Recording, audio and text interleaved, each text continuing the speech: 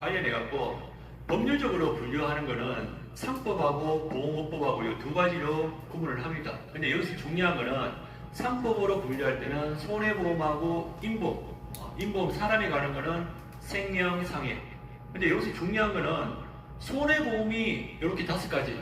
여기 밑에 보험업법으로 분류할 때도 손해보험이 5가지가 있습니다. 근데 이거를 다 외울 필요는 없고 손해보험은 재산이나 물건에 관한 게 손해보험이다. 그래서 문제에 보면은 손해보험의 화재, 운송, 해상, 그리고 뭐 상해보험 이렇게 나오면 요거는 틀렸다.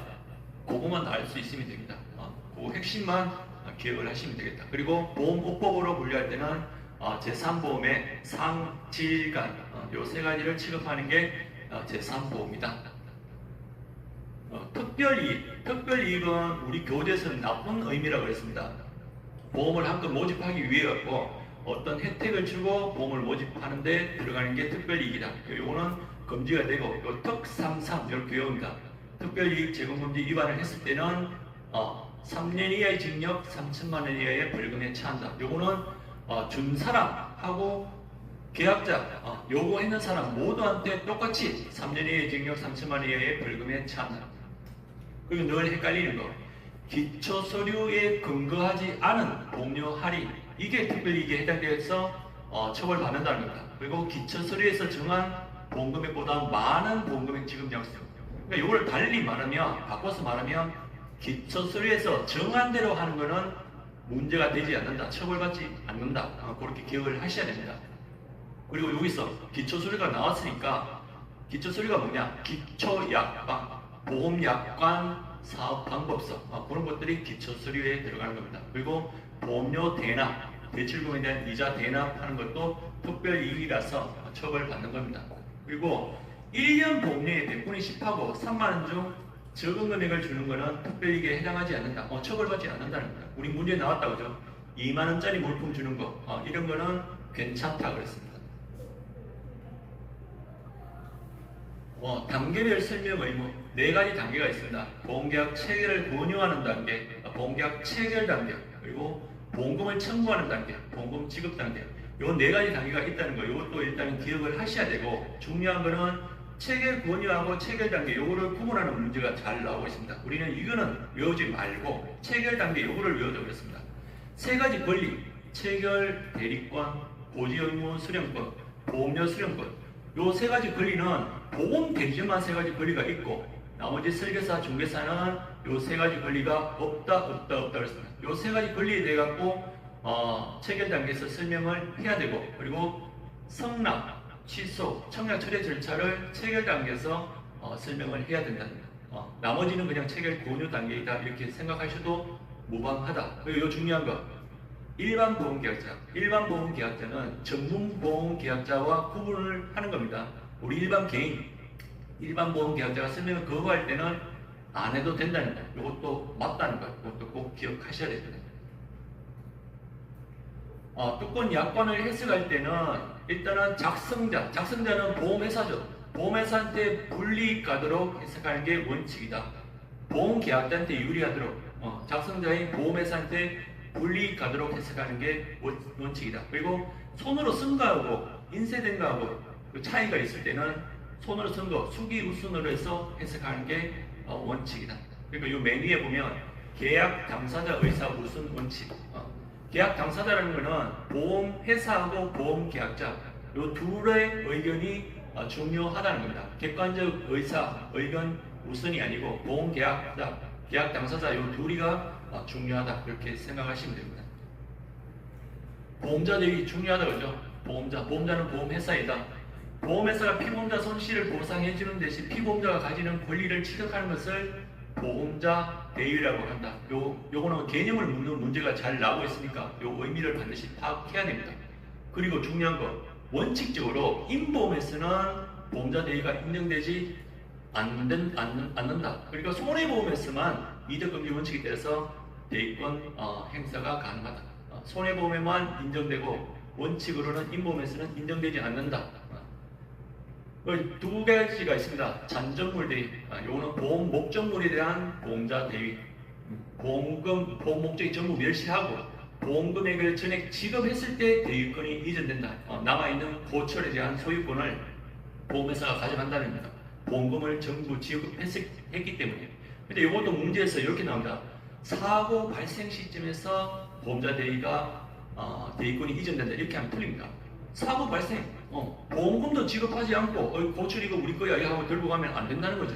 보험금액을 전부 지급했다는 거예요. 어렵게 생각하지 마세요. 그리고 청구권 대위, 요거는 제3자에 대한 보험자 대위다. 여기서는 중요한 거 기억해야 될 게 보험금 전부를 지급한 경우에만 청구권 대위가 가능하다면 틀립니다. 일부를 지급하더라도 보험금 일부를 1억 원 중에 일부 3천만 원을 지급하더라도 그 지급한 3천만 원 범위 내에서 대위권 행사가 가능하다는 것. 보험 분류, 여기서는 2번하고 5번 그죠? 운영 형태에 따른 분류하고 경영 주체에 따른 분류. 일단 5번 공영보험, 민영보험 이렇게 나오는 거는 경영 주체에 의한 분류이다. 공영보험은 4가지 건강보험, 산재보험, 무역보험, 수출보험 이 4가지 외에는 다 민영보험이다 이렇게 생각하시면 됩니다. 자동차보험도 민영보험입니다. 하나손해보험도 자동차보험을 판매하고 있다 그죠? 우리 하나손해보험은 민영보험사다. 그리고 이 운영 형태, 요거는 의무보험이냐 임의보험이냐 이렇게 구분하는 게 운영 형태에 따른 분류이다. 여기 운영, 여기에도 0이 있다 그죠? 그런데 이 0 앞에는 2형이 있다는 거. 2형, 의무의 2형, 임의의 2형. 난폭운전, 요거 10월 7일 문제에 나왔습니다. 난 1호. 난폭운전은 1년 이하의 징역 또는 500만 원 이하의 벌금에 처한다. 난 1호. 제3보험 상품을 개발하기 위해서는 일단은 보장성 보험, 실손담보, 정액담보 요 3가지에 대해서는 손해보험사도 생명보험사도 공통적으로 개발 가능한 겁니다. 보장성 보험, 실손담보, 정액담보. 그런데 차이 나는 거. 손해보험 회사에서만 보험기간 15년 이하이고 기본계약을 상해보험으로 해서 저축성 보험 개발이 가능하다 했습니다. 생명보험 회사는 저축성 보험 개발이 불가능하다는 걸 꼭 기억하셔야 됩니다. 그리고 손해보험회사에서 판매하는 사망, 상해 사망하고 질병 사망 요 구분을 하면은 상해 사망은 저축성 보험에도 가입되고, 그죠? 여기 저축성 보험 그랬습니다. 저축성 보험에도 가입되고 보장성 보험으로도 가입됩니다. 그리고 상해 사망은 기본계약으로도 올 수 있고 특약으로도 올 수 있다. 기본계약 100세 만기 1억 가입했다가 그 밑에 특약으로 80세 만기 또 1억 가입할 수 있는 겁니다. 그런데 질병 사망은 보장성 보험에만 가입이 되고 그리고 특약으로만 개발이 가능하다는 거예요. 저축성 보험 그리고 기본형으로는 절대 질병 사망은 올 수 없다는 거. 요거 되게 중요한 내용들입니다. 요 3가지 손해보험, 재산보험, 생명보험 비교하는 거. 일단은 손해보험에서 보험금 청구권자는 건물주죠. 피보험자가 건물주이고 건물주인 피보험자가 보험금을 청구할 수 있다고 했습니다. 근데 사람에 대한 거, 재산보험, 생명보험은 보험 수익자가 보험금 청구권자가 된다고 했습니다. 손해보험은 재산이나 물건을 다루는 특성상 실제 손해보험만큼 보상하는 실손보상 성격을 가지고 있고 생명보험은 사람, 죽으면은 1억 정해진 금액을 준다고 그죠? 그래서 이거는 정액담보 성격을 가지고 있다. 그리고 재산보험은 요 손해보험하고 생명보험 2가지 성격을 모두 가지고 있다 보니까 재산보험에서 취급할 수 있는 담보는 실손담보, 정액담보 모두 가능하다 그죠? 후유장애, 장애라 하면 치료되고 난 이후에 남아있는 영구적인 죽을 때까지 남아있는 정신 또는 육체의 훼손 기능상실 상태를 장애라고 하는데 장애 지급률 확정 시기는 사고 발생일로부터 180일이죠. 그죠? 손가락 절단됐는데 접합수술을 하고 나서 180일 되는 시점에 의사가 장애율이 몇 프로이다 이렇게 판정을 한다는 거예요. 180일. 이게 영구적이라고 했는데 한시장애에 대해서 인정받을 수 있습니다. 근데 최소 5년 이상 장애를 가지고 있어야 됩니다. 5년 이상이고 그랬을 때는 해당 장애 지급률의 20%를 인정한다. 제가 늘 강조했다 그죠? 5년 20%, 3년 4년은 인정받지 못합니다. 장애 분류표에 없는 부유장애는 지급 연령 관계없이 장애 분류표 부분에 준해서 보험금을 지급한다. 이 말은 어떤 장애는 5%이고 어떤 장애는 10%인데 내가 지금 입고 있는 이 장애는 장애 분류표는 없어. 5% 10%에 없어. 근데 요거는 5%보다는 심하고 10%보다는 약하다. 그러면 7% 8% 인정받을 수 있다는 겁니다. 그런데 5번 장애 지급률, 최저 지급률 장애 정도에 이르지 않는 부유장애는 지급하지 않는다. 요 말은 손해에 의해서 갖고는 최저 지급률이 5%입니다. 5%보다 약한 거, 그럼 요거는 3% 인정해 주세요. 이게 안 된다는 겁니다. 최저 지급률에 미치지 못하는 장애는 아예 하나도 받지 못한다. 동일 질병 상해로 두 가지 이상 장애가 발생하면 합산한다. 팔에 20%, 다리에 30%, 50% 합산한다 그죠? 근데 동일 신체 부위의 장애는 합산하지 않고 그중 높은 지급률을 적용한다. 교통사고로 내가 치아를 7개 상실했다. 그러면 10% 부유장애입니다. 근데 그 사고로 말하기 장애를 30% 발생했다 그러면 둘 중에 높은 거 30%만 인정된다는 거. 단체 종류, 요 중요하다 그죠? 1급, 2법, 3급. 일정원 급여, 돈을 주고받는 단체가 일종 단체이다. 동일회사, 사업장, 관공서, 이 안에서 월급을 주고받는다 그죠? 이런 것들이 일종 단체. 하나손해보험도 일종 단체, 급여 단체입니다. 그리고 이종원 법정 단체, 비영리법인, 변호사의 의사예요. 그래서 이종 단체를 비업 단체라고 합니다. 법정의 비업, 비영리법인의 비업, 변호사의 비업. 그리고 3종원 규약단체. 우리 시험에는 이걸 규약단체 대신에 임의단체라고 이렇게 얘기를 많이 합니다. 이거 임의단체 아닙니다. 규약단체. 3규, 그죠? 단체의 구성원이 명확하여 계약의 일괄 관리가 가능한 이런 말이 있으면 3종단체, 규약단체입니다. 임의단체 아닙니다. 피보험자 변경할 때는 당연히 보험회사 성능을 얻어서 피보험자를 변경한다. 그래서 3번 요거 중요합니다. 단체 보험에서는 타인 사망 계약에서 피보험자 서면에 의한 동의를 생략할 수 있다는 것. 개인 계약에서는 계약자 피보험자와 다를 때 피보험자 사망을 담보로 하는 계약에서 반드시 계약 체결 성립 전까지 피 보는 사람의 서면 동의가 필요하다 그죠? 그런데 단체 보험에서는 생략될 수 있다는 것. 대단히 중요합니다. 퇴직연금제도 종류. 여기에서는 1번, 2번 확정급여, 확정기여 요거 구분하는 문제가 중요합니다. 확정급여, 뭐가 확정되어 있다는 거냐? 급여 받는 게 퇴직할 때 받는 거, 급여가 확정되어 있다는 게 확정급여입니다. 그래서 근로자가 받는 게 확정되어 있다는 거죠. 그래서 매년 퇴직금을 주기 위해 어디 투자를 하는데 투자 수익이 좋을 수도 있고 나쁠 수도 있다고 그죠. 근데 나쁘더라도 사용자, 회사 대표가 그 모자라는 부분을 채워 넣어야 된다. 그래서 사용자가 그 위험을 부담을 한다는 게 확정급여입니다. 그런데 확정기여는 기여하는 게 확정되어 있다. 퇴직금에 기여하는 사람이 누굽니까? 사용자, 회사 대표죠. 회사 대표가 기여하는 게 확정되어 있다. 그래서 사용자가 매년 근로자 연간 임금의 12분의 1 이상만 부담하면 자기 의무는 끝이고 나머지 근로자가 직접 적립금을 운용을 한다. 이게 수익이 좋을 수도 있고 나쁠 수도 있다. 나쁘면은 퇴직금이 줄어들 수 있다고 그죠. 그래서 근로자가 그 위험을 부담하는 게 확정기여형이라는 거예요. 요 확정급여랑 확정기여는 완전히 상반되는 개념이니까 두 가지 개념을 반드시 기억하셔야 됩니다. 그리고 마지막 개인형 퇴직연금제도 IRP는 꼭 기억해야 될 게 핵심 키워드. 퇴직금을 자기 명의 계좌에 적립한다. 이런 말 있으면 개인형 퇴직연금제도 IRP를 설명하는 거다. 그리고 IRP는 지금 현재 자영업자도 가입 가능하고 사실상 모든 취업자가 가입할 수 있는 게 개인형 퇴직연금제도 IRP다. 그것까지 기억을 하세요. 나오는 거죠. 보험료. 보험료는 무조건 한 문제 이상 나옵니다. 유형을 막론하고 우리가 납입하는 영업보험료는 순보험료 플러스 부가보험료로 이루어져 있다. 순부. 이 부가보험료는 고객하고 직접 관련이 없는 거. 그게 뭐냐? 신유수, 신수요, 그죠? 신계약비는 설계사 수당, 수급비는 인체 수수료, 유지비는 점포 유지하는 거, 내건직원 인건비로 들어가는 게 유지비이다.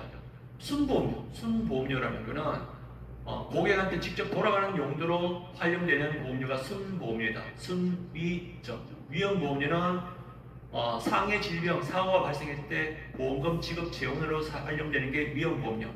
저축보험료는 해약환급금, 만기환급금의 재원이 되는 게 저축보험료이다. 그리고 이 저축보험료만 특별 계정에서 운영이 되고 나머지 위험보험료, 부가보험료는 일반 계정으로 운용된다고 그랬습니다. 보험가액, 보험가액금액 이것도 대단히 중요합니다. 일단 보험가액은 법률상 보상 최고 한도액이다. 왜 이게 법률적으로 보상 최고 한도액이냐? 이거는 보험가액은 내 마음대로 우리 지금 이 건물의 현재 가치가 1억이다, 2억이다 이렇게 말을 못한다는 겁니다. 그거는 감정평가하는 기관에서 이거 지금 현재 이 건물의 가치는 뭐 2억이다, 3억이다 이렇게 평가한다는 거예요. 그래서 법률상 보상 최고 한도이다. 그리고 2번 이거 중요하죠. 손해보험에만 있다. 손해보험이 뭡니까? 재산이나 물건을 다루는 게 손해보험이다. 인보험에는 보험가액이 없다는 겁니다. 인보험에 보험가액이 있다고 하면은 이거는 이런 말입니다. 사람의 몸값이 이 사람은 5억이다. 이 사람은 7억이다. 그게 보험가액이 될 수 있다는 건데 사람 몸값을 그렇게 책정을 할 수가 없다고 하죠. 손해보험에는 있다는 걸 꼭 중요합니다. 그리고 요게 보험가액이 기준이 됩니다. 이 보험가액이 기준이 돼갖고 이거보다 가액 금액을 많이 했느냐 적게 했느냐 뭐 이런 걸로 해갖고 보험이 달라진다는 거. 일단은 첫 번째 보험가액이 1억인데 보험가액의 전부를 가입합니다. 1억을 가입하는 거. 이거를 전부보험이라고 합니다. 그때 이때는 실제 손해보험만큼을 보상을 해주고 보험가액이 2억인데 2억의 일부인 1억만 가입했다. 이거를 일부보험이라고 합니다. 일부보험일 때는 비례보상이라고 표현을 하는데 요거 순서 대단히 중요합니다. 일부 보험일 때는 기준이 뭐라고 그랬습니까? 보험가액의 기준이라고 그랬죠. 보험가액에 대한 보험가액 금액의 비율로 비례보상한다 그랬습니다. 다시 말하면 보험가액 2억에 대한 1억의 비율 50%죠. 50%만큼 손해가 4천만 원 났다 그러면 4천만 원의 50%인 2천만 원을 지급합니다. 이게 비례보상입니다. 근데 우리 문제에서는 이 순서 바꿔서 잘 나오죠.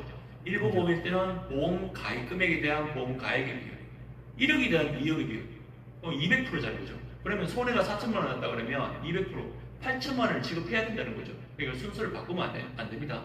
보험 가액에 대한 보험 가입 금액의 비율로 비례 보상한다. 초과보험은 보험 가액이 2억인데 보험 가액을 초과해서 가입하는 거, 뭐 4억 뭐 이렇게 가입합니다. 이게 초과보험입니다.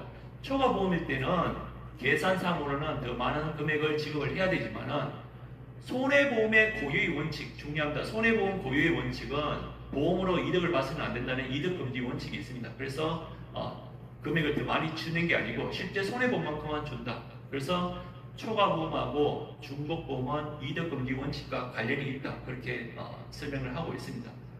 그리고 중복보험은 초과보험은 한 군데의 보험에 가입을 했는데 그게 가입금액이 보험가액을 초과하는 게 초과보험이고 중복보험은 두 군데 이상 가입을 했는데 그 가입금액의 합이 그죠? 보험가액을 초과하는 거 이거를 중복보험이라고 한다고 했습니다. 그래서 중복보험에서는 기억하실 거 연대 비례 연대 책임 연대라는 말은 중복보험에만 등장한다는 거 꼭 기억하셔야 되고 그리고 초과보험 중복보험은 보험가액하고 보험가입금액 이거 비교하니까 가입금액보다 보험가액이 더 작죠, 그죠? 작은 거, 보험가액을 보상 한도로 한다는 거, 이거 대단히 중요합니다. 앞에는 실컷 맞는 말 쓰고, 보험가입금액을 한도로 보상한다. 이런 식으로 나오면 틀립니다, 그죠? 그런 거에 속기 쉬우니까 반드시 기억을 하셔야 됩니다. 보험기간, 보험계약기간, 보험료기간, 다들 뭐 말은 비슷하다, 그죠? 근데 보험기간은 책임기간, 위험기간. 요거는 책임기간, 위험기간. 돈이 중요합니다. 보험기간은. 돈을 받은 때부터 80세, 100세 만기까지 끝날 때까지 기간을 보험기간이라고 합니다. 근데 보험계약기간은 계약이 성립해서 소멸할 때까지. 계약 성립이 뭡니까? 보험계약자가 청약을 하고 구두나 서면으로 그죠? 구두는 전화나 콜로 구두나 서면으로 청약을 하고 보험회사가 승낙을 하면은 승낙한 순간에 계약이 성립한다고 하죠. 성립해서 끝날 때까지 기간을 보험계약 기간이라고 하는 거죠. 근데 보험계약자가 청약하는 거랑 보험회사가 승낙하는 거랑 둘 중에 보험료가 납입됐다는 말은 없죠, 그죠? 그래서 보험기간, 보험계약 기간이 차이가 날 수 있는 겁니다. 그래서 속업보험 예정보 이런 게 성립되는데, 일단 속업보험은 보험계약이 성립됐는데 과거로 소급해서 보장을 시작하겠다. 보장을 시작한다는 게 보험기간이죠. 그래서 보험기간이 계약기간보다 일찍 시작하는 거, 이거를 소급보험이라고 하는 겁니다. 그리고 예정보험은 암보험을 생각하시면 됩니다. 암보험. 예정의 이형, 암의 이형. 암보험 같은 경우에는 보험계약이 성립했는데 보장을 시작하는 거는 90일 이후에 보장을 시작한다고 하죠. 그리고 보험계약 성립했는 것보다 보험기간이 나중에 시작하는 것, 이거를 예정보험이라 한다. 이것도 중요한 개념입니다. 그리고 보험료기간은 보험료 납입기간이랑 구분하셔야 됩니다. 보험료 납입기간이라는 거는 뭐 10년 납, 20년 납, 이걸 보험료 납입기간이라고 하는 거고, 보험료 기간은 뭐 1년 단위로 위험률을 책정하는 것, 이거를 보험료 기간이라고 한다. 우리 뭐 나이 50, 51살에 이냐에 따라 보험료가 달라진다 그죠? 그러니까 1년 단위로 보험료를 산정한다. 요거를 보통 문제에서는 보험료 기간은 통상 1개월을 원칙으로 한다, 이렇게 하면 틀립니다. 1개월이 아니고 1년 단위로 이렇게 보험료를 산정한다. 무효 해지 중요하다 그죠? 무효하고 일단 해지 차이가 뭐냐?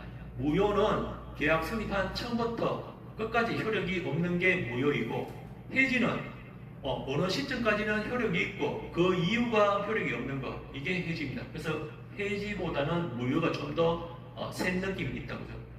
일단은 무효 사유를 보면 보험사고 이미 발생했을 때 주택화재보험을 가입했는데 그죠? 화재가 먼저 발생했다 그러면 당연히 무효인데 또 예외가 있다 그죠? 보험계약 당사자 상방, 보험회사하고 보험계약자하고 피보험자, 요 3자가 다 몰랐을 때는 무효가 아니다. 이것도 문제에서는 보험계약자와 피보험자가 몰랐을 때는 무효가 아니다, 이런 식으로 나옵니다. 그럼 틀리죠, 그죠? 보험회사, 보험계약자, 피보험자, 요 3자가 몰랐을 때가 무효가 아니다, 이렇게 되는 겁니다. 그리고 두 번째, 보험계약자 사기로 초과보험, 중도보험 무효이다. 근데 이것도 문제에서는 보험 수익자 사기 이렇게 나오면 아닙니다. 수익자가 아니고 보험 계약자다. 그리고 3번 중요하죠. 타인 사망 계약에서 피보험사나 피보험자의 서면 동의가 없을 때는 무효이다. 그런데 단체 보험에서는 이거 생각될 수 있다는 거, 이거 아주 중요하게 취급되고 있습니다. 그리고 4번, 이거는 상법이 빠져 있는데 상법입니다. 상법상 만 15세 미만 심신상실 심신박약자의 사망을 담보로 하는 계약은 무효이다. 근데 이게 또 반드시 그런 게 아니고, 그죠? 심신박약자가 보험계약자가 되거나 단체보험 피보험자일 때는 가능하다. 해지는 두 가지로 나뉩니다. 보험회사가 해지할 수 있는 거하고 계약자가 해지할 수 있는 거. 보험회사가 해지할 수 있는 거는 고지 의무, 통지 의무죠. 계약 성립하기 이전에 알릴 의무를 고지 의무라 하고, 계약 성립하고 난 이후에 알릴 의무를 통지 의무라고 하는데, 요거를 위반했을 때는 보험회사가 해지할 수 있다. 근데 고지 의무를 위반했다고 해서 보험회사의 해지권이 무한정으로 주어지는 것은 아니고, 안일성사, 아주 중요합니다. 암날로부터 1개월, 그리고 계약 성립한 날로부터 3년 이내에만 해지 가능하다는 겁니다. 요거 고지 의무를 위반했는데 계약 성립하고 나서 4년, 5년 됐다, 그러면 해지를 못한다는 겁니다. 두 번째, 보험료 미납. 보험료 미납이 되면은 미납일이 속한 달에 다음 달 말일 거죠. 만약에 10월달 보험료가 미납됐다 그러면 다음 달 말일 11월 30일까지를 최고기간 독촉기간으로 설정하고, 실제로 14일 이상을 독촉합니다. 그죠? 11월 30일 안에 14일 이상을 독촉을 한다는 겁니다. 계약자가 해지할 수 있는 것은 보험회사가 파산됐을 때 3개월 이내에 해지를 할 수 있다. 파산되고 나서 3개월이 지나면은 계약이 소멸됩니다. 소멸되면은 계약이 없으니까 아무것도 받는 게 없어요. 근데 계약자가 3개월 이내에 해지를 하면 해약 환급금을 받을 수 있다는 거예요. 1개월 아닙니다. 3개월 이내에 해지. 파산 쓰고 나고 3개월 지나면 계약이 소멸된다. 부활, 보험료 미납으로 해지가 됐을 때는 보험계약자가 해약환급금을 찾아가면은 계약이 소멸되니까 부활할 수 없다고죠. 근데 계약자가 뭐 해약환급을 찾아가지 않은 시점에서는 해약 해지 시점에서 3년 이내에 부활 가능한 겁니다. 부활할 때는 연체 보험료만 납입한다 이렇게 하면 틀립니다. 이자까지도 납입을 해야 되고 알릴 의무를 새롭게 이행해야 된다는 거예요. 그죠? 3년 이내에 부활 가능하니까 내가 2년 시점에 크게 아프고 다치고 이렇게 했을 수도 있다고요. 그러면 그 내용을 고지를 하면 보험회사는 그 내용을 보고 거절할 수도 있는 겁니다. 새롭게 알려야 된다. 청약 철회. 청약 철회는 우리 물건을 샀다가 반품하듯이, 그죠? 보험계약을 체결했다가 내가 마음에 안 들어갖고 반품 처리하는 게 청약 철회이다. 근데 물건 사갖고 반품하는 거 이때 며칠 내에 뭐 기한이 있죠. 보험도 마찬가지. 정품 받은 날로부터 15일. 그런데 청약일부터 30일을 초과하지는 못한다 그랬습니다. 취소 요거는 고객이 자기 마음대로 내가 싫다고 해서 취소할 수 있는 게 아니라고 했습니다. 요거는 어떤 조건이 주어졌을 때 계약자가 취소할 수 있다. 그 조건이 뭐냐? 모집자는 설계사, 대리점, 중개사가 모집자인데 모집자가 보험을 모집할 때 3대 기본 지키기를 지켜야 되는데 이거를 지키지 않았을 때는 보험계약자가 계약 체결 후 3개월 이내에 계약을 취소할 수 있다. 3.3이다. 3.3.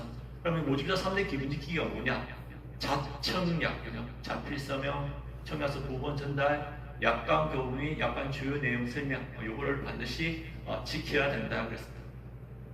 자청약 반드시 외워두셔야 됩니다. 보험 목적 양도. 쉽게 생각하면 건물에 대한 화재보험을 가입을 했다가 내가 건물을 다른 사람한테 갑이 을한테 넘기고, 그죠?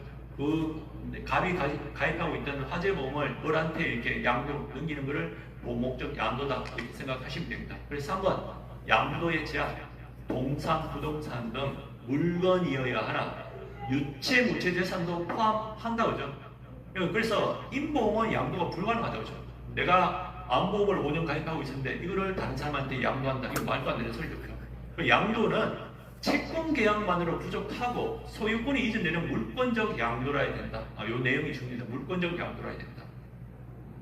동산은 인도, 그리고 부동산은 등기까지 이전이 되어야만 완벽하게 이전됐다, 양도가 됐다 이렇게 얘기를 하는 겁니다. 그리고 보험 목적 양도할 때는 보험계약 권리 의무가 양수인에게 승계되는 것을 추정한다. 그리고 양수인, 보험 목적을 양도받았는 양수인은 내가 이제 이 보험의 피보험자가 됐다. 그래서 보험회사에 그 사실을 통지만 하면 되는 겁니다. 통지만 하면 성립이 되는 거예요. 자동 승계가 되는 거예요. 그런데 두 가지, 선박보험하고 자동차보험은 반드시 보험회사 동의가 필요하다는 거예요. 중요합니다.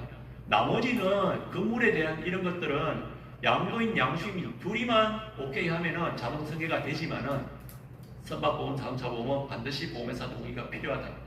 자동차 보험은 이렇게 말씀드렸습니다. 양수인, 차를 사는 사람이 1년에 사고를 뭐 5건, 10건 이렇게 많이 내는 그런 고위험률인 사람이 일 수 있다고 해요. 근데 그 계약을 보험회사가 자동으로 승계를 하면은 보험회사 손해율이 높아질 수 있다고 해요. 그래서 이런 거는 반드시 보험회사 동의가 필요하다는 거 꼭 기억하셔야 됩니다. 근데 요거 또 예외가 있다고 해요. 자동차 보험은 보험회사 동의가 필요하다고 했지만은 의무보험 있죠. 대인 1, 대물 2천만 원. 의무보험에 대해서는 15일 되는 24시까지는 양도인의 보험으로 자동 승계되는 것으로 간주한다 그랬습니다. 그것까지도 기억을 하셔야 됩니다. 보험 모집 프로세스 6가지 단계 순서를 기억하는 게 가망 고객 발굴. 사람이 있어야 보험을 판매한다고 하죠. 연구나 소개를 통해 갖고 가망 고객을 찾고 소개받은 사람을 처음 만나는 게 접근이다. 접근은 첫 만남이다. 첫 만남. 우호적인 분위기를 조성하는 겁니다.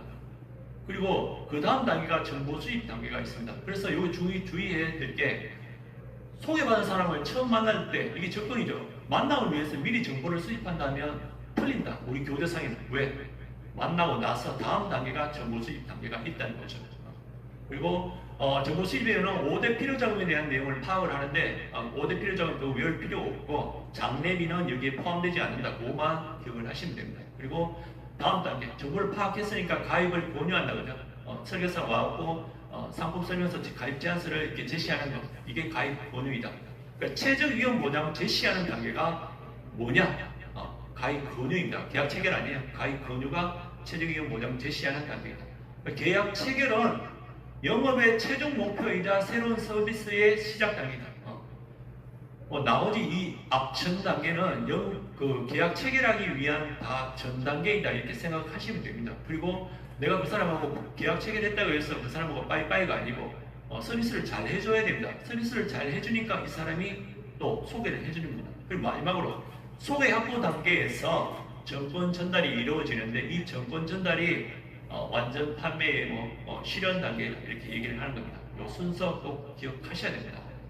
가접점, 가계소. 요거는 서비스 문제입니다. 구간보험은 장소, 어느 장소에서 어느 장소까지를 보장하는 게 구간이다. 기간은 언제부터 언제까지. 혼합은 구간, 기간 짬뽕되는 개념이라고 하죠. 그래서 구운적, 요 시험 잘 나온다. 적합보험이에요, 적합보험. 선박보험 아닙니다. 운송은 육로, 부산에서 서울까지 육로로 운반하다가 사고 나는 거, 이걸 보상하는 게 운송보험이고, 적하는 바닷길, 부산에서 배에 물건을 싣고 미국까지 운반하다가 사고가 나는 거, 이걸 보상하는 게 적하보험이다. 구간이라고 그러죠. 어느 장소에서 어느 장소, 구운적입니다.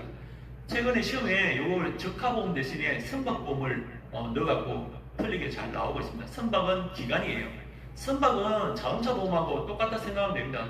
선박이 파손되는 거, 자동차가 파손되는 거, 이거는 기간보험이다. 여행 조건, 혼합보험이다. 혼합보험. 여행자보험, 조립보험, 건설공사보험, 여행 조건. 그리고 구낙스, 구린내는 낚스러진다. 낚시 스키, 기볼수, 볼수를 기정한다. 그죠? 골프, 수렵. 수렵은 사냥입니다. 사냥. 이거 반드시 기억하셔야 됩니다. 평균 공시율이 나온다고 하죠. 요거 일단은 해약 환급금, 만기 환급금 지급 시기가 되면 그 7일 이전에 사유와 금액을 계약자한테 또는 수익자한테 알려야 된다. 그리고 보험회사는 이 청구를 하면 3년을 이내에 환급금을 지급해야 된다. 이것도 3영업일이 나온다고 하죠.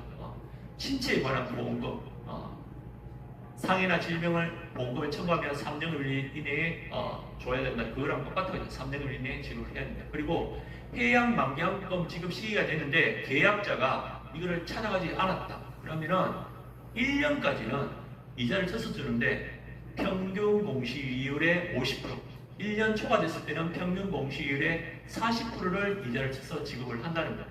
이 문제에서는 그 평균 공시이율 대신에 예정이율로 바꿔내는 경우가 있습니다. 그럼 그거만 찾으면 됩니다. 수문거리 찾기예요. 예정이율, 그거만 찾아서 거기 틀렸다 체크하시면 그게 답입니다. 연금저축의 법률 법원은 소득세법입니다. 소득세법 시행령이다. 그리고 세액 공제를 받을 수 있는 적합한 자격이 되는 요건, 세액 공제. 이게 세대 적격 요건입니다. 세 가지. 연간 1,800만 원, 납입 기간은 5년 이상이고 55세 이후에 연금을 수령하는 거. 이 세 가지 조건이 세액 공제를 받을 수 있는 자격 요건입니다. 그럼 세액 공제 했는데 세액 공제 한도가 뭐냐? 연봉 5,500만 원 이하는 600만 원 한도로 세액 공제를 받을 수 있는데 16.5%를 적용한다. 내가 만약에 연봉이 5,500만 원 이하니까 포함되죠. 5,500만 원인데 1년에 연금저축을 100만 원 가입했다 그러면 나라에서 돌려주는 게 16만 5천 원을 돌려준다는 겁니다. 근데 내가 5,000만 원 초과 연봉 10억, 100억이다. 그러면 100만 원을 가입했다 그러면 13만 2천 원을 돌려준다. 돈을 많이 버는 사람보다 적게 버는 사람한테 혜택이 좀 더 크다 그래요. 이 숫자 기억해야 됩니다. 16.5%, 13.2%. 그리고 내가 55세 이후에 연금을 수령할 때는 그냥 공짜로 받는 게 아니고 세금을 냅니다. 그때 적용되는 세금이 연금소득세입니다. 이자소득세 아니에요. 연금소득세를 부과한다. 70, 80 기준으로 70 이전은 5%, 80, 70 사이는 4%, 75세는 4%가 부과된다고 하죠. 80 이후에는 3%, 5, 4, 3. 요 지방소득세 합하면 5.5, 4.4, 3.3 그렇게 되는 겁니다. 그리고 연금 수령 요건 미충족, 요거는 그 예를 같이 기억하면 좋습니다. 생활비 목적으로 해지하는 거. 이랬을 때는 기타 소득세 15%, 지방소득세 합하면 16.5%가 부과가 된다는 거예요. 그리고 내가 연금을 55세 이후에 수령할 때, 연금을 수령할 때 1년간 받는 연금 수령 금액이 1,500만 원 이하이면은 연금 소득세, 요 5%, 4%, 3% 그죠? 요거만 납입하고 분리과세로 종결됩니다. 그런데 내가 연금을 젊었을 때 금액을 많이 가입하다 보니까 1년에 받는 금액이 1,500만 원을 초과할 때는 종합과세 된다. 1,500만 원이 중요해요. 1,500만 원. 요거 다시 한번 정리를 하면은 생활비 목적으로 연금을 해지할 때는 기타 소득세 16.5%도 부과가 되고 종합소득에도 포함된다는 합산과세 됩니다.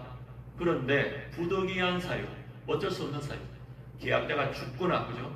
해외 이주 가거나 그리고 3개월 이상 요약 그리고 천재지변 이런 이유로 해갖고 연금 저축을 해지할 때는 연금 소득세 나이에 따라 5%, 4%, 3% 연금 소득세를 납부를 하고 종합소득에는 미포함된다는 거죠. 또 비교하셔야 됩니다. 생활비 목적 해지와 부득이한 사유 해지. 이것도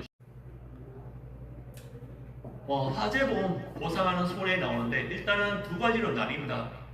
화재보험을 가입을 했는데 불이 났어요. 그러면 보험금이 지급되는데 첫 번째는 재산손해보험금이 지급될 수 있고 그리고 두 번째는 비용손해보험금이 지급될 수 있습니다. 재산손해는 직속피, 직접손해, 소방손해, 피난손해 직접손해는 건물이 불타는 거에 대한 손해를 보상하는 거고 소방관들 와갖고 물 뿌리고 오죠. 그리고 그 문 부시고 이런 거 파괴손 이런 것도 보험에서 보상이 된다는 거예요. 소방손해도 됩니다. 그리고 피난은 우리 집에서 불이 났으니까 모텔에 가고 잔다고 그죠. 모텔에서 생활하는데 모텔에서 또 재수없게 5일 안에 또 불이 날 수 있다고. 그랬을 때는 모텔에서 발생한 직접손해, 소방손해를 보상하는 게 이게 피난손해입니다. 근데 여기서 중요한 건 이 5일이 중요합니다. 2일, 3일, 5일, 7일 이렇게 문제 나옵니다.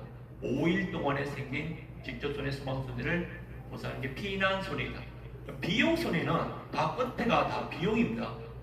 비용으로 다 끝나요. 요거 구분하는 문제도 있으니까 어렵게 생각하지 마세요. 비용으로 끝나는 게 비용손해이고 요거는 재산손해이다. 비용손해 중에서 제일 중요한 게 잔존물 제거 비용이에요. 쉽게 얘기하면 찌꺼기를 제거하는 데 들어가는 비용, 요거를 보상하는 게 잔존물 제거 비용입니다. 그래서 요거는 보험 가입 금액 범위 내에서 재산 손해액의 10% 한도라는 거, 요 두 가지 꼭 기억하셔야 됩니다. 요 보험 가입 금액 범위 내라는 거는 재산 손해 보험금 플러스 잔존물 제거 비용 보험금 요 두 가지를 합하니까 합했는 거를 가입 금액을 초과하는 것은 보상 안 해준다는 게 보험 가입 금액 범위 내입니다. 그리고 재산 손해액의 10% 한도로 잔존물 제거 비용 보험금을 지급을 한다는 거예요. 근데 나머지 2번에서 5번 요 비용은 손해를 방지하는 비용, 대입금 보전, 잔존물 보전, 기타 협력 비용 이거는 보험회사한테 유익한 비용이다 보니까 보험 가입금을 초과하더라도 보상을 해준다는 거죠. 근데 잔존물 제거, 찌꺼기를 치우는 비용 이거는 보험회사한테 유리한 비용이 아니죠. 그래서 이거는 보험 가입금의 범위 내라는 거예요. 이거 대단히 중요합니다. 화재보험 종류와 물건 이것도 많이 틀리는 부분인데 일단은 화재보험에서는 물건을 세 가지로 구분을 합니다. 주택 물건, 일반 물건, 공장 물건. 주택 물건은 기본 계약 주택 화재보험으로 가입을 하고 주택 화재보험 그러니까 일반 물건하고 공장 물건은 일반 화재보험으로 가입합니다. 그러니까 보험 가입하는 보험 자체도 다르다는 거예요. 근데 이 주택 화재보험에서 기본 계약에서 보상하는 거는 화재로 인한 거, 벼락으로 인한 거, 벼락으로 냉장고 파손되는 거 보상됩니다. 그리고 폭발 파열 이런 걸 보상합니다. 근데 일반 화재에서는 기본 계약에서 화재로 인한 거, 벼락으로 인한 거 요것만 보상하지 폭발 파열은 기본 계약에서 보상하지 않는다. 그러면은 일반 물건, 공장 물건은 폭발 파열 되는 걸 보상 못 받느냐? 받을 수 있다 그죠? 어떻게? 이거는 기본 계약에서 보상되지 않는다는 거지 특약을 가입하면 보상받을 수 있다. 근데 주택화재보험에서는 폭발 파일을 특약으로 가입할 필요가 없죠, 그죠? 기본 계약에서 이걸 보상하니까. 요게 되게 1번 문제에서 되게 중요하게 다뤄지고 있습니다. 물건의 종류, 이것도 반드시 기억하셔야 됩니다. 일단 주택, 단독 연립 아파트. 아파트는 주택입니다. 이거에 소음 안 돼요. 15층 아파트. 이거는 주택이냐 아니냐 이렇게 생각할 필요 없습니다. 아파트는 무조건 주택 물건에 분류가 되는 겁니다. 6층짜리, 7층짜리도 주택 물건입니다. 그 주택 변경, 변경주택 같은 의미입니다. 주택으로 사용하면서 다른 용도로 같이 사용하는 것. 이런 거는 원래는 일반 물건에 들어갑니다. 일반 물건이지만은 중요한 거, 주택 변경 중에서 피아노, 꽃꽂이, 조사는 애들 불러갖고 피아노 교습하는 거죠. 가정주택에. 이런 거는 주택 물건으로 봐주겠다. 좀 더 저렴한 보험료로 가입할 수 있게끔 해주겠다. 이렇게 되는 겁니다. 그래서 3번. 피보험자와 같은 세대에 속한 사람의 소유물. 이것도 당연히 주택 물건을 포함한다. 이건 뭔 말이냐. 우리 집에 동생이 같이 살고 있는데 동생이 사용하고 있는 TV, 냉장고. 이거는 우리 집 안에 있으니까 주택 물건에 포함이 된다는 거. 이게 당연한 말입니다. 가제도구를 얘기를 하는 겁니다. 말이 길다고 여기 헷갈릴 필요 없어요. 일반 물건은 병용주택, 주택 병용은 원래는 일반 물건에 포함된다 그랬다 그러죠. 그리고 창고 이거 중요하죠. 창고는 그냥 물건만 재워 넣는 거다 보니까 공장이랑 개념이 다르다 그러죠.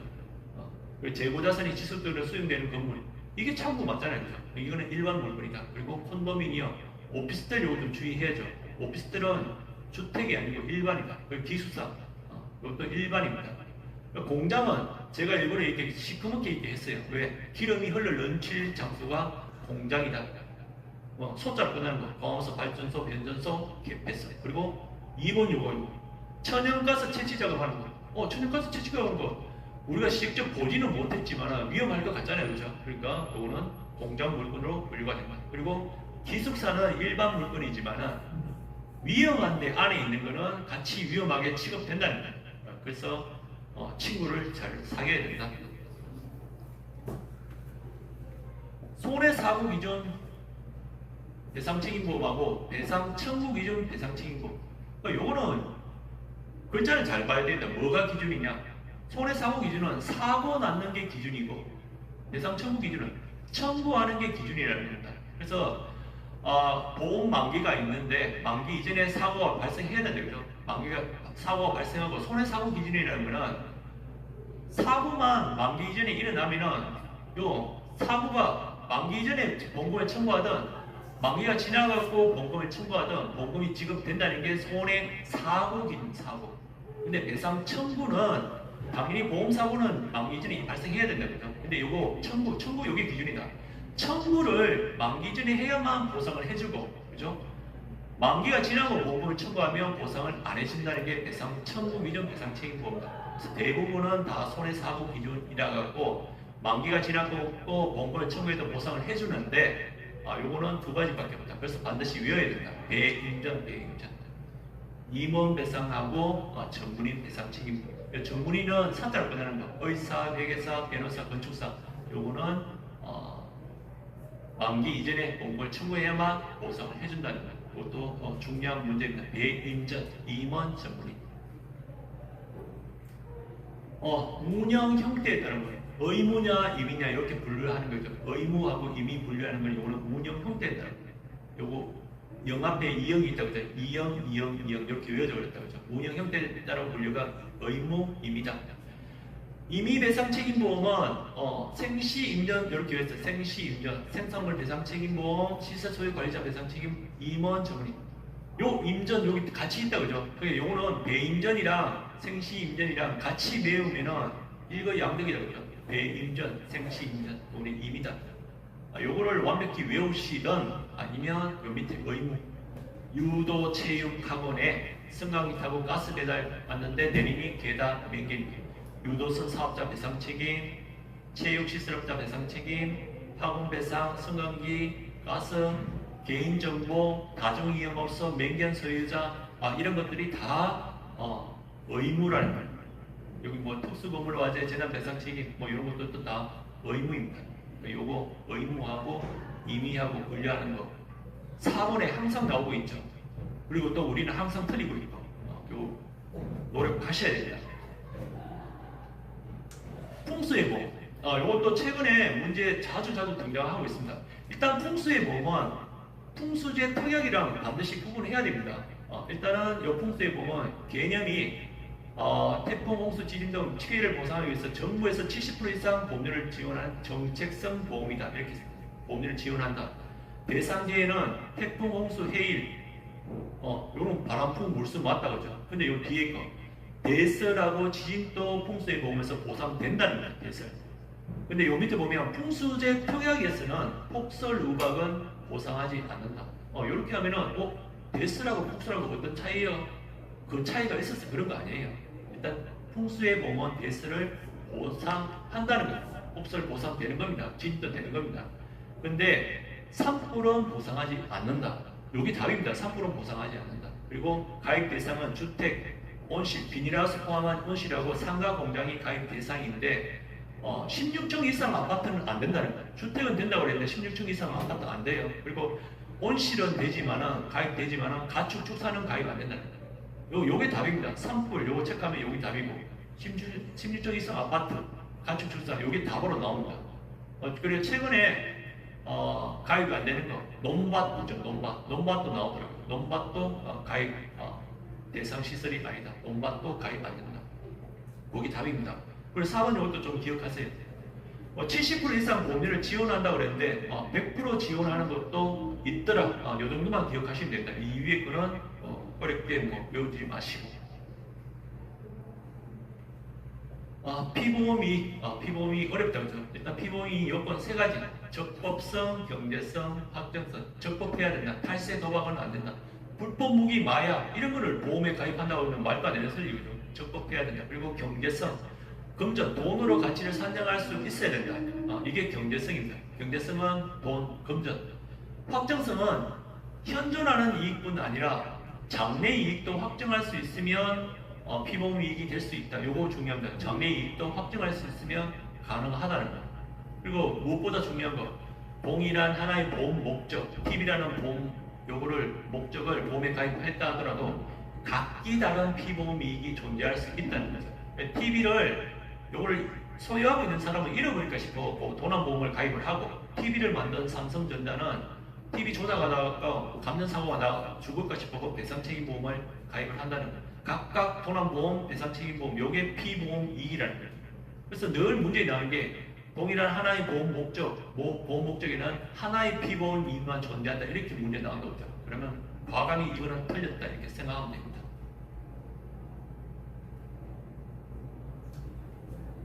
위험, 객관적 위험, 주관적 위험. 주관적 위험은 개인이 느끼는 위험이 다 다르니까 이게 통계 측정이 불가능한 건 당연한 거고, 객관적 위험은 대수의 법칙, 대수의 법칙이 이게 주되는 겁니다. 이거에 의해 갖고 통계 측정이 가능해서 위험 관리자에게 유용한 게 객관적 위험이다. 그리고 순수 위험, 투기 위험 요거 구분하는 거 중요합니다. 순수 위험은 말 그대로 이익은 없고 손해만 발생시키는 게 순수 위험이다. 그래서 요거는 보험화 가능성이 높다. 그리고 우발적으로 발생한다. 그래서 대수의 법칙도 적용이 가능한 게 순수 위험이다. 근데 중요한 건 순수 위험이라고 해서 모두 보험화 가능한 것은 아니다. 위험 측정이 가능하고 보험회사 담보력이 있을 때만 보험화가 가능하다는 거예요. 그래서 전쟁도 그죠? 전쟁도 이익은 없고 손해만 발생시키는 위험이다. 그래서 전쟁도 순수 위험 맞습니다. 근데 전쟁을 보험화하지는 못한다 그죠? 왜?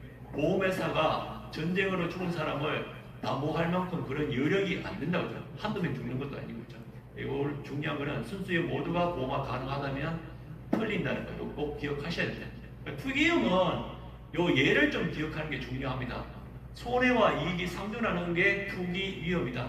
주식, 도박, 신규 사업 진출. 이거로 돈을 잃을 수도 딸 수도 있다. 그죠? 자본금, 기금. 일단 보험회사는 300억 이상 자본금이 있어야 보험업을 개시할 수 있다 했습니다. 그런데 일부 종목만 영위할 때는 50억 이상이면 가능하다. 그죠? 50억 이상이면 됩니다. 그리고 외국 보험회사는 30억 이상이면 가능하다. 일단 이 숫자를 기억하셔야 됩니다. 그리고 화백, 해일오, 자리보상. 화재보험은 100억, 해상보험은 150억, 자동차보험은 200억, 보증보험은 보상 300억 되죠. 이렇게 일단 기본적으로 외워두셔야 되고, 6번 요거 중요합니다. 소액 단기 전문보험회사. 소액 단기 전문보험회사는 자본금이 20억 이상이 있으면 보험회사를 운영할 수 있는 겁니다. 소액. 그래서 소액입니다. 소액. 근데 여기에서 소액이다 보니까 취급을 뭐 하는 거? 화재보험, 해상보험, 자동차보험 취급 뭐 한다고 하죠? 왜? 화재보험은 100억, 해상보험은 150억, 자동차보험은 200억 이상 있어야 되니까 소액단기전문부에서 취급을 못하고 단기이다 보니까 짧은 기간에 보장하는 거. 연금하고 간병은 젊었을 때 가입을 했다가 나이가 됐을 때 필요한 게 연금보험, 간병보험이다 그죠? 이것도 소액 단기 전문보험에서 취급을 못한다. 그래서 여기에는 중요한 거 취급하지 못하는 거 요 5가지를 꼭 기억하셔야 됩니다. 취급할 수 있는 거에는 또 이상한 이름 나옵니다. 동물보험, 유리보험 그런 것도 취급할 수 있습니다. 이름 이상하다고 해서 이거 안 된다 체크하면 안 됩니다. 5가지 취급 못하는 거 요거를 꼭 기억을 하셔야 됩니다. 여기서는 요 숫자를 좀 기억을 많이 하셔야 됩니다. 음주 사망, 그래서 꿀존에서 사망하는 거 똑같아요. 무기 또는 3년 이상 징역. 그런데 요거하고 비교해야 되는 게 우리 보험 사기 이득액이 5억 원 이상일 때는 가중 처벌한다 그런 얘기가 있었다고 했잖아요. 근데 5억에서 50억이면은 3년 이상 유기징역, 50억 이상일 때는 무기 또는 5년 이상 징역이라고 했습니다. 무기 또는 5년 이상 징역. 근데 음주 사망, 스쿨존 사망도 무기 또는 3년 이상이라고 하죠. 음주 사망보다 보험 사기 이득액 50억 이상이 더 형량이 세다. 무기 또는 5년 이상 징역이 우리 교재에서는 제일 형량이 세다 이렇게 생각하시면 됩니다. 음주 상해 무상은 1, 15, 1, 3입니다. 1년에서 15년 이하의 징역 또는 1,000만 원 이상 3,000만 원 이하의 벌금에 처한다. 근데 선불전 상해는 1, 15, 500, 3,000. 1,000만 원이냐 500만 원이냐 요거 하나 다릅니다. 그죠? 나머지는 다 똑같고 요것도 구분해갖고 기억을 하셔야 됩니다. 그리고 요 밑에 있는 거 0.03에서 0.08 미만이면 면허 정지다 그죠? 면허 정지는 100일간 면허가 정지가 된다. 0.03으로 걸리면은 벌점 100점, 벌점 1점당 면허 정지 1일, 그래서 100일간 면허 정지가 되는 겁니다. 근데 면허 취소되는 수치는 내가 경찰한테 걸렸는데 0.08 이상 나왔다. 그러면 1년간 면허 취득이 불가능합니다. 면허 취소된다 그죠? 그리고 음주 측정 불허 수치가 높든 낮든 상관없어요. 음주 측정을 불허하면 무조건 1년간 면허 취득이 불가능하다. 취소가 된다. 그리고 음주 2회 내가 0.03으로 한번 걸렸는데 면허 정지로 그죠? 100일간 면허 정지가 됐다 그죠? 근데 한 5년 있다가 또 0.03으로 걸렸어요. 0.03은 면허 정지 수치임에도 불구하고 두 번째는 그죠? 두 번째는 무조건 면허 취소가 되고 그리고 요거는 또 2년간 면허 취득이 불가능하다. 그리고 0.03에서 0.08 미만임에도 불구하고 남이 다치는 거, 요 사고가 났을 때는 2년간 면허 취득이 불가능하다. 그것도 당연히 면허 취소가 된다는 겁니다. 우수 인정 설계사 제도, 우수 인정 설계사 제도 같은 경우에는 일단 손해보험협회에서 인정을 해주고 있습니다. 적용 대상은 보험 설계사하고 전속 개인 대리점이라는 거. 요거 문제로 나오면 이게 되게 또 많이 틀리더라고요. 법인 대리점 소속 설계사 이렇게 하면 틀립니다. 법인은 저 바깥에 나와 있는 거. 이거는 여기 대상이 아니다. 설계사하고 개인 전속 같은 동일한 지점에 설계사하고 개인 전속 대리점이 옆자리에서 이렇게 같이 근무한다고 했습니다. 이 사람이 대상이랍니다. 법인 대리점 나오면 이거는 틀렸다 생각하면 됩니다. 근속 기간은 동일 회사에 3년 이상을 재직을 해야 대상자가 될 수 있다. 그리고 세 가지 평가하는 거. 소득 5,500만 원, 6천만 원 이상 돼야 된다. 실적 몇 건 이상 해야 된다. 그리고 유지율 1년 유지율 93% 이상, 2년 유지율 91% 이상 이런 거 평가한다는 겁니다. 1월부터 12월까지를 평가하는데 중요한 거 유지율을 평가하는데 손해율은 보지 않는다는 거죠. 손해율. 손해율이라는 게 암보험 이렇게 5만 원짜리를 6번 6개월 받았는데 그 사람이 암 진단 받아가지고 5천만 원 보험금이 지급됐다. 손해율이 엄청나죠. 그런데 그 사람이 암이 진단 받은지 안 받은지 내가 알 수 없다고요. 그러니까 이거는 설계사 잘못이 아니다. 그래서 손해율을 보지 않는다는 거예요. 불안전 판매 이런 거는 우수 인정 설계사 보니까 한 건도 없어야 됩니다. 우수 인정 설계사가 불안전 판매 이런 게 있으면 됩니다. 빵건. 6월부터 5월까지 1년간 우수 인정 설계사 자격을 부여를 한다. 그리고 만약에 인정도형이라는 거는 우수 인정 설계사라는 마크를 가입자에서 출력하는데 혹은 명함 인쇄하는데 그 마크를 인쇄할 수 있는 권한을 주는 겁니다. 근데 자기는 우수 인정 설계사도 아니면서 그런 마크를 도용했을 때는 2년간 신청이 금지가 됩니다. 근데 우수인증 설계사라고 해서 무슨 혜택이 있느냐? 혜택이 하나도 없다 생각하면 됩니다. 단지 그런 로고를 사용할 수 있는 그런 밖에 없다. 별도 수당을 지급한다 없어요. 교육이 문제된다 없습니다. 다른 거는 혜택이 없고 로고를 사용할 수 있는 그런 밖에 없다 이렇게 생각하시면 됩니다. 장애인 차별 금지, 장33 이렇게 나오죠. 장애인이란 이유만으로 보험 청약을 거절하면 안 된다는 겁니다. 그래서 청약 거절 등에 대한 차별을 하지 마라. 요거는 장애인하고 장기 기증자 본인 또는 그 대리인이 차별받았다고 손해보험협회에 신고를 할 수 있습니다. 보험사 직원은 아니에요. 이렇게 신고가 들어오면 1차적으로는 국가인권위원회에서 시정 권고를 하고 법무부 장관이 시정 명령을 내립니다. 2차적으로. 좋은 말로 타이르니까 말을 안 들으니까 다시 법무부 장관이 명령을 내립니다. 법무부 장관의 시정 명령을 이행하지 않을 때는 3천만 원 이하의 월급 아니고 과태료, 몇 단위 과태료입니다. 최종적으로 이게 좀 악의적이다 이렇게 판정됐을 때는 장33 3년 이하의 징역 3천만 원 이하의 월급에 처한다. 요거는 우리가 특별이익제공금지 위반 특33 그거랑 똑같다고요. 그때도 3년 이하의 징역 또는 3천만 원 이하의 벌금에 처한다고 그랬습니다. 장기 손해보험의 특징, 요거는 장기 손해보험은 네 문제 나오고 있습니다. 일단은 장기라는 거는 3년 이상을 장기라고 한다. 그리고 저축보험료가 특별계정에서 운용된다고 했습니다. 나머지 위험보험료 그리고 부가보험료는 일반 계정에서 운용된다. 특별계정에서 운영되는 상품은 저축 관련된 거, 연금보험, 퇴직보험. 연금하고 퇴직은 보장을 받기 위한 게 아니고 나중에 돈을 돌려받는 거죠. 그래서 저축 관련된 개념이니까 연금보험, 퇴직보험은 특별계정에서 운영되는 거고, 그리고 장기 손해보험이 특별계정에서 운영된다는 거는 장기 손해보험에는 위험보험료도 있지만 저축보험료가 있다고요. 이 저축보험료가 특별계정에서 운영되니까 장기 손해보험도 특별계정에서 운영된다 이렇게 얘기를 하는 겁니다.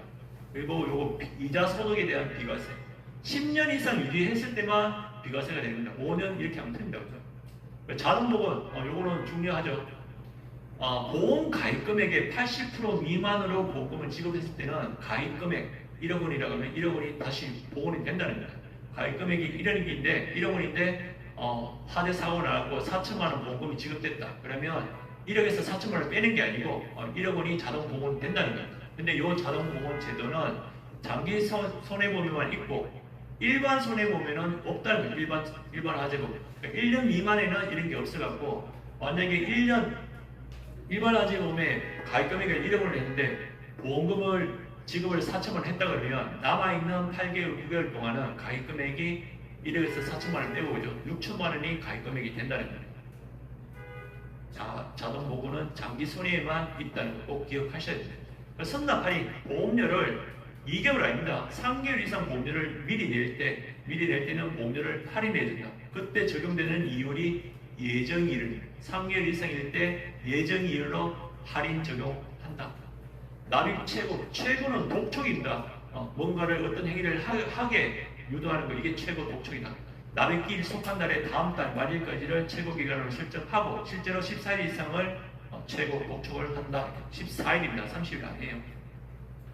보험계약 대출은 한 가지만 기억하면 됩니다. 보험계약 대출 요거 나오면 무조건 해약 환급금 범위 내라는 만기 환급금 아닙니다. 해약 환급금 범위 내에서 대출을 가능하고 보험 기간까지만 대출이 되고 연장이 안 됩니다. 60세 만기라 그러면 60세까지만 보험계약 대출을 받을 수 있는 거고 연장은 안 된다.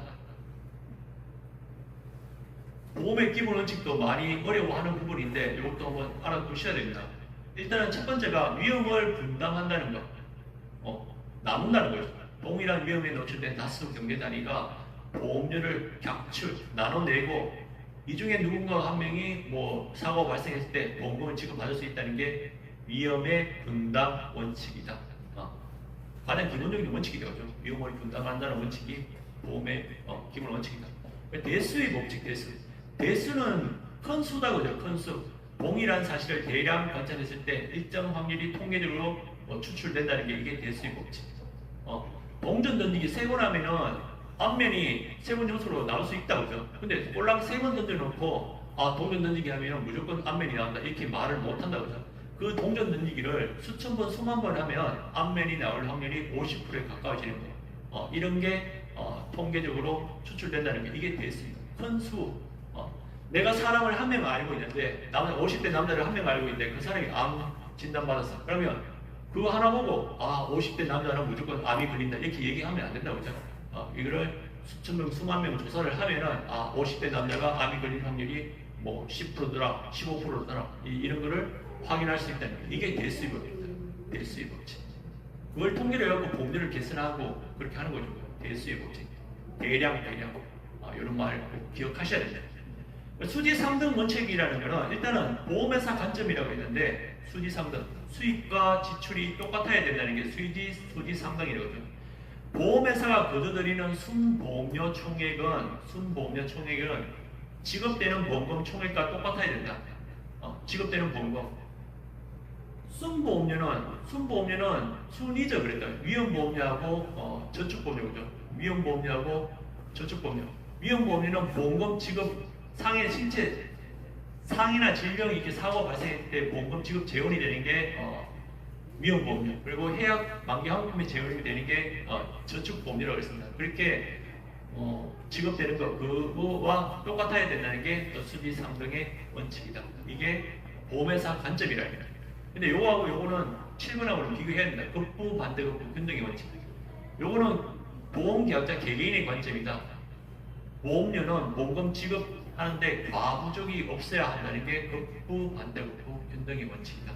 요거는 내가 이번 달에 암보험료를 45,000원 납입하고 있는데 이번 달에 내가 암 진단 받을 확률이 암 진단 받으면은 5천만 원 보험금을 지급받는다 그러면 5천만 원 진단비 곱하기 이번 달에 암이 진단받을 확률을 곱하기를 하니까 보험료 45,000원이 나온다. 이게 급부, 반대급부, 균등의 원칙입니다. 그래서 이거는 렉시스라는 사람이 이 내용을 주장을 해갖고 렉시스 법칙이라고 한다 그랬습니다. 요거 급부, 반대급부, 균등 원칙하고 요거 수지 상등 원칙하고 요 구분을 해야 됩니다. 보험회사 관점이다. 계약자 개개인의 관점이다. 그 이득금지 원칙. 이득금지 원칙은 손해보험의 고유의 원칙이라고 합니다. 손해보험 고유의 원칙이 뭐냐? 이렇게 문제 나오는 것도 있습니다. 이득금지 원칙이다. 이득금지 원칙과 관련이 있는 것. 초과보험, 중복보험, 그리고 보험자 대위죠. 초과보험, 중복보험이 이득금지 원칙과 관련이 있는 거는 계산상으로는 더 많은 보험금을 지급을 해야 되지만 이득금지 원칙 때문에 실제 손해보험만큼만 지급을 한다. 그래서 이득금지 원칙과 관련이 있다. 보험자 대위도 마찬가지고 보험자는 보험회사다 그죠? 보험회사가 대신 그 권리를 지위를 가져가는 게 보험자 대위. 보험회사가 보험금을 전부 지급을 하면은 남아있는 잔존물 고철에 대한 소유권을 가져간다는 게 이게 이득금지 원칙과 관련이 있다는 겁니다. 실손보상도 이득금지 원칙과 관련이 있습니다. 이득금지 원칙에 입각한 보상 권리가 실손보상 원칙이다 그랬습니다. 요거 6번 요것도 중요하죠. 비례보상. 보험가액에 대한 보험가입금액의 비율로 비례보상한다. 비례적 책임주의, 안분의 원칙 뭐 이런 식으로 얘기를 하고 있습니다. 비례보상 원칙. 보험계약은 불요식이다. 불요식. 특정한 형식을 요하지 않는다는 거 이거 중요합니다. 요식 계약이 아니고 불요식이라. 불요식. 특정한 형식을 요하지 않는다. 우리 뭐 종이로도 가입하지만은 휴대폰으로도 가입하고 오죠. 특정한 형식을 요하지 않는다. 생명보험 나온 거다. 그 유상, 상무. 유상은 무상이 아니라 보험료하고 보험금하고 다 돈이죠. 그죠? 유상 계약이다. 사행 계약 이거 잘 알아두셔야 됩니다. 사행은 요행을 말하는 거죠. 요행에 의한 우연한 이득을 목적으로 한다. 그래서 사행 계약이다. 내가 암보험을 가입하는 거, 암보험 가입한다고 해서 내가 100% 암이 진단받는다 이거 아니다. 그죠? 해도 뭐 암 진단 받을지 안 할지도 모른다. 그래서 내가 납입하는 보험료하고 받는 보험금 불일치에 의한 요행에 의한 우연한 목적을 하는 사행 계약 특성을 가지고 있다. 그래서 보험료 보험금 불일치 이런 말 나오면은 사행 계약을 아셔야 됩니다. 사행 계약이 뭐 약간 좀 우리 그 상식하고는 좀 안 맞다 그죠. 사행하면 무조건 나쁜 의미로만 이렇게 간직하고 있다 보니까 이게 보험계약 특성이 사행계약 맞나 이렇게 생각할 수 있습니다. 근데 맞습니다. 요행에 의한 우연한 이득을 목적으로 가입하는 게 보험계약이다. 부합계약은 어떤 약관이 부합해갖고 보험계약을 체결한다는 게 부합계약 특성입니다. 미리 약관을 만들어 놓고 거기에 따라가 보험계약을 체결한다는 게 부합계약이다. 뭐 1대1로 그죠? 사람 뭐 계약 체결할 때마다 그 계약자하고 1대1로 약관을 만드는 게 아니고 미리 정형화된 약관을 만들고 그게 부합하게끔 계약을 체결한다는 거에서 부합계약으로 한다. 상품 설명제에 있어갖고는 일단 일반 보험 계약자한테는 상품 설명서를 제공해야 된다 이런 내용이 있습니다. 상품 설명. 일반 보험 계약자, 전문 보험 계약자 아니다 그죠? 그런데 밑에 설명을 안 해도 되는 것, 상품 설명을 안 해도 되는 세 가지. 전문 보험 계약자, 전문 보험 계약자는 회사와 체결하는 것을 전문 보험 계약자라 생각하니까 상품 설명을 할 필요 없다. 그리고 갱신 계약, 동일 조건 갱신. 내용이 똑같으니까 이거는 상품 설명을 안 해도 된다는 거예요. 그리고 계속 계약, 거래 종료 기간 금액을 미리 정하고 그 범위 내에서 계속적으로 체결되는 보험 계약.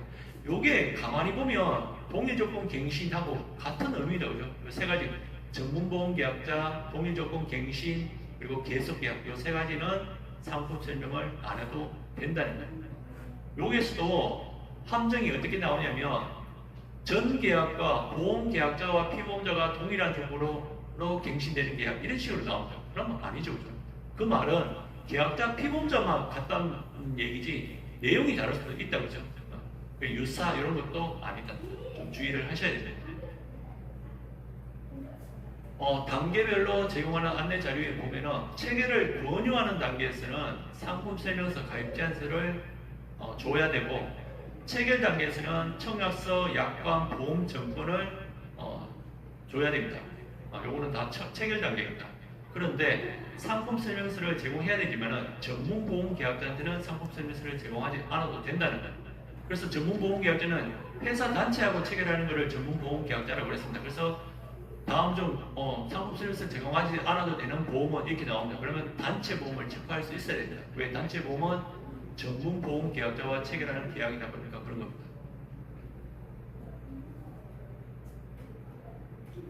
필수 기재 사항 아닌 것. 필수 기재 사항은 이렇게 많다 그죠? 근데 이거를 외우지 말고 우리는 필수 기재 사항 아닌 것. 대납할지, 보험료 대납, 보험료 납입 방법, 보험료 할인, 보험금 지급 조건, 이 네 가지가 필수 기재 사항이 아니다. 보험금 지급 제한 조건은 필수 기재 사항입니다. 근데 보험금 지급 조건은 필수 기재 사항이 아니다.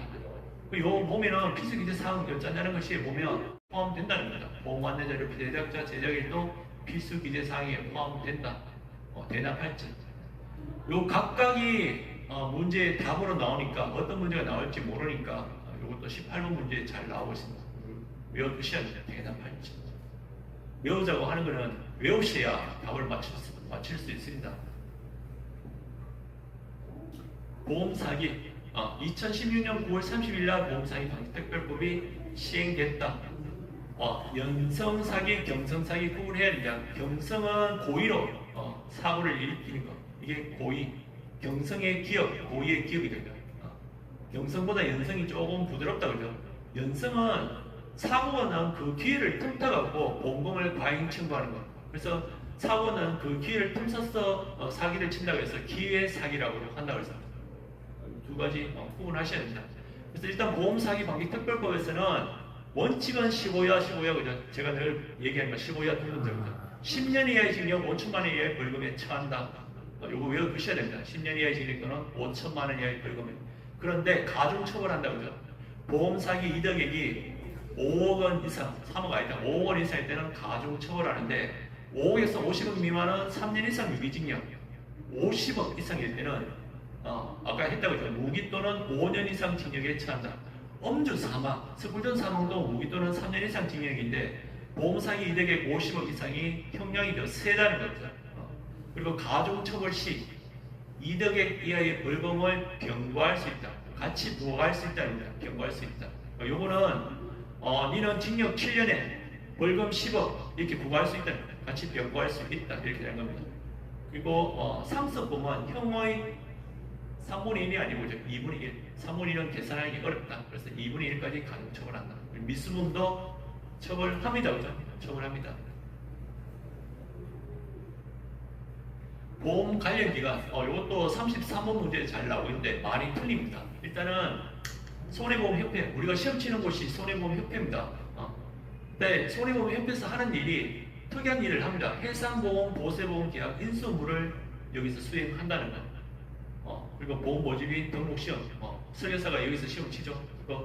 보험 대리점 검사 업무를 여기서 수행한다는 건 손해보험협회. 원래는 대리점 검사를 금융감독을 해서 하는데 금융감독을 해서 손해보험협회에 대리점 검사 업무를 위탁했다. 그리고 보험 개발은 뭐를 개발한다. 보험 개발은 나오면 무조건 순보험료율 산출 검정. 요거를 기억해야 됩니다. 순보험료율 산출 검정하면 보험 개발은 요거는 반드시 기억하셔야 됩니다. 그 보험연수원은 보험 대리점이 시험 치는 곳이 보험연수원이다. 이렇게. 설계사는 보험협회, 보험대리점은 보험연수원에서 시험을 치고 있습니다. 금융감독은 밑에 금융분쟁조정위원회가 있다. 근데 금융분쟁조정위원회 말 그대로 금융기관끼리 분쟁이 일어나는 것을 조정하는 게 금융분쟁조정위원회입니다. 근데 요 금융분쟁조정위원회의 판정에는 구속력이 없어 따를 의무가 없다는 거. 이거 꼭 기억하셔야 됩니다. 말이 좀 이상하죠? 구속력이 없어 따를 의무는 없다. 이 말은 여기에 불만이 있을 때, 조정에 불만이 있을 때는 소송해갖고 법원 판단을 받을 수 있다는 거예요. 굳이 안 따르고 법원 가갖고 판단 받겠다 이렇게 할 수 있다는 이 의미니까 잘 요거 이해를 하셔야 됩니다. 그리고 이 금융분쟁조정위원회가 금융위원회 밑이 아니고 금융감독은 밑에 있다는 거 이거 중요합니다. 이게 위원회다 보니까 이게 이렇게 연결하고 싶은 마음이 꿀떡 같다고 해서 근데 아닙니다. 금융감독은 밑에 금융분쟁조정위원회가 있다. 이거 꼭 기억하셔야 됩니다. 그러니까 금융위원회는 국무총리 바로 밑에 있는 게 금융위원회다. 국무총리 소속하 이런 말 나오면 금융위원회입니다. 요거 중요하니까 다시 한번 정리를 하면은 국무총리가 있고 국무총리 바로 밑에 금융위원회가 있고 금융위원회 요거는 정부기관이다 보니까 각종 인가하고 허가하는 업무 그리고 금융기관 감독 그런 규정을 제정개정하는 업무를 금융위원회에서 수행을 하고 있습니다. 그러니까 금융위원회 밑에서 행동대장으로 활동하는 게 금융감독원이다. 그래서 금융감독은 바로 밑에 금융분쟁조정위원회가 있고 여기에 판정에는 구속력이 없었다를 의무는 없다. 금융분쟁조정위원회는 금융감독은 밑에 있다는 것 꼭 기억하셔야 됩니다. 보험사고의 요건, 불확실성. 우연한 사고라 해야 된다. 당사자 입장에서 불확정하면 된다는 거. 이것도 헷갈리기 쉽습니다. 객관적 입장에서 불확정해야 된다면 틀립니다. 당사자 주관적 입장에서 불확정하면 된다는 거. 그 여부나 시기, 방법 중 어느 한 개라도 불확정하면 보험사고가 될 수 있다는 거. 발생 가능성. 일단은 보험사고는 발생이 일단은 가능한 그런 거라야 된다는 거. 발생 가능성은 있어야 된다. 그리고 한정성, 일정한 기간에 보험기간 60세라고 하면 60세 이전에 사고가 일어나야 된다. 이게 한정성이다. 그리고 적법해야 된다. 적법성. 근데 요 문제에서는 항상 요 경제성이 따라 나옵니다. 경제성 요거 해갖고 요 X다 이렇게 합니다. 보험사고 요건에는 경제성은 들어가지 않는다. 이 문제가 왜 나오냐? 아까 우리 피보험이익 요건에서 적법성, 경제성, 확정성 이렇게 같이 묶어갖고 기억을 했다고요. 여기에는 경제성이 적법성 바로 뒤에 이렇게 나오는데 보험사고 요건에는 적법성은 있지만 경제성은 없다는 걸 꼭 기억하셔야 돼요. 요 밑에 있는 거 같이 보험은 자산을 안전하게 정식시키는 경제제도이다. 보험은 그죠? 손해를 복구하는 이런 개념이지, 그죠? 자산을 정식시키는 이런 거에는 보험이 아니다. 구분을 해야 됩니다. 협인기시. 요거는 뭐 이렇게 외우면 됩니다. 협정은 금융위원회의 인가를 받아야 된다. 보험에서 상호한 협정은 금융위원회의 인가를 받아야 되고 기초수립 변경은 금융위원회에 신고를 해야 되고 나머지는 다 보고사입니다. 그래서 요거 어렵습니다. 인가, 신고, 보고. 기초수립 변경은 신고입니다. 신고. 협인기시. 요거만 외우면 충분히 풀 수 있습니다. 협정은 인가, 기초수립 변경은 신고. 나머지는 보고. 기초수립 변경은 신고. 자동차 보험료 산정하는 거. 우리가 납입하는 보험료는 기본 보험료에다가 특약요율, 가입자 특성요율, 특별요율, 우량 할인, 불량 할증, 사고 건수 특수 이런 걸 모두 감안해갖고 보험료가 산정된다는 거예요. 그래서 기본 보험료는 차량의 종류, 배기량, 용도, 보험 가입 금액, 성별, 남자냐 여자냐, 연령에 따라서 미리 정해놓은 게 기본 보험료이다. 특약은 연령 30세 이상, 48세 이상, 뭐 가족이냐, 누구냐냐, 기명 1인이냐 이렇게 가입하는 게 특약료입니다. 제가 늘 강조하는 게 있죠. 이 특약을 위배하더라도 보상되는 유일한 담보는 자동차 보험에서 대인원이라고 해서 대인원. 대물 2천만 원 이렇게 생각하면 안 됩니다. 의무보험이라고 해서 대인원 대물 2천만 원 특약 위배하더라도 보상된다 이렇게 생각하면 안 돼요. 특약을 위배하더라도 보상되는 유일한 담보는 대인원. 사망, 부상, 부유장애 것은 1억 5천, 3천, 1억 5천 한도 내에 있어만 보상을 해준다. 가입자 특성 요율, 보험가입 기간, 3년 미만이냐, 2년 미만이냐, 가입 기간이 짧으면은 차량을 운전하는 경력이 짧다 보니까 그죠? 그리고 사고를 낼 확률이 높다. 그게 가입 기간이 중요한 거고, 법규 위반, 신호 위반 뭐 이렇게 했는 거 이게 있느냐 없느냐 이런 거에 따라서 판단하는 게 가입자 특성 요율이다. 특약하고 특별하고 한 글자 다르다고요. 특별은 자동차 구조를 변경하는 수족관 싣고 다니는 차는 보통 한 30% 정도 보험료가 비쌉니다. 그리고 전시용 차 있죠. 전시용 차는 운행을 잘 안 하니까 일반 차에 비해 갖고 50% 보험료도 저렴한 거 이런 차종에 적용하는 것을 특별요율이라고. 특별 구조를 조금 다르게 이렇게 사용하는 거 이게 특별요율이다. 우량 할인 불량 할증. 여기서 중요한 거. 보험 사고가 없으면 할인도 된다는 겁니다. 무조건 할증만 하는 게 아니고 사고가 없으면 3년간 무사고면 할인도 됩니다. 할인도 하고 할증도 됩니다. 사고 건수는 3년을 따진다는 거예요. 1년간 사고가 몇 건이냐, 3년간 사고가 몇 건이냐 이렇게 따진다는 거예요. 자동차 구분. 성함은 2종이 17인 이상 25인 이하. 요거보다 큰 거는 1종, 작은 거는 3종이다. 17인 이상 25인 이하. 요거는 외워두셔야 됩니다. 성용은 1600cc 초과 2000cc 이하. 작은 거는 소형, 큰 거는 대형이에요. 1600cc 초과 2000cc 이하. 화물 자동차는 2종이 2.5톤 초과 5톤 이하. 초과다 보니까 2.5톤은 2종이 아닙니다. 그죠? 3종입니다. 3종. 화물 자동차 분류가 되는 게 벌크 트럭, 땡끄로리, 그리고 분유차, 사수차, 청소. 똥물 청소는 화물 자동차에 분류가 됩니다. 똥물 청소. 그리고 특정 용도 자동차는 그 특정한 용도로만 활용되는 자동차가 특정 용도 자동차입니다. 이동 진료차, 체열차, 방송 중개차, 현금 수송차 이런 게 특정 용도 자동차입니다. 그래서 똥물 청소 이것도 뭐 특정한 용도로만 사용되는 거 아니냐 이렇게 헷갈리기 쉽다고 그러죠. 근데 이거는 똥을 싣고 다니고 물을 싣고 다니고 쓰레기를 싣고 다니고 그래서 이거는 화물 자동차로 분류가 된다는 거예요. 특수 작업용 자동차는 레카 요거만 일단 생각하시면 됩니다. 특수 작업은 레카차는 군안형 레카차가 특수 작업용이다. 그리고 구종 의무가의 건설 기계. 차인데 건설 기계로 이렇게 분류가 된다 이거예요. 건설 현장에서 많이 사용된다고 해서 건설 기계로 분류가 됩니다. 덤퍼 트럭, 화물 자동차 아닙니다.